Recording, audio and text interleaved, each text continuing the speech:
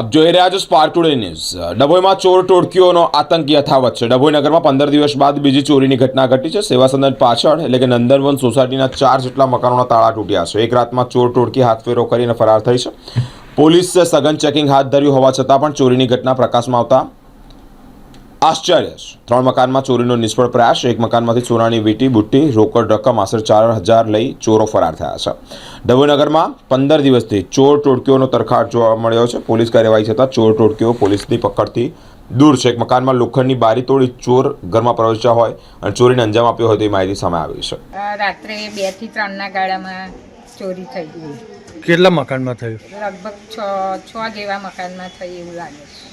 કેટલું લઈ ગયા તમારા ઘરેથી? અમારા ઘરેથી થોડી કેશ ગઈ, એટીએમ ગયું, પરચુરણ બધું ગયું, સોનું બુટ્ટી છે, વીંટી છે। તો તમે જોયા હતા? કેટલા જણા હતા? જોયા તો નથી, પણ અમે ઉઠ્યા અને દરવાજો ના ખુલ્યો એટલે અમને ખબર પડી। પછી વાડામાં આવીને જોયું તો બધું પડેલું જોયું। તમે જાણ કરી કોઈને? જાણ પોલીસને કરી। પોલીસ આવીને ગઈ? આવીને ગઈ। શું કીધું એમને? એમને એવું કે અમે જોઈશું એમ। કેટલા મકાન કેટલા તૂટ્યા એ મકાન? એવું કેટલા મકાન તૂટ્યા? 3 કે 4 તો તોડેલા જ છે।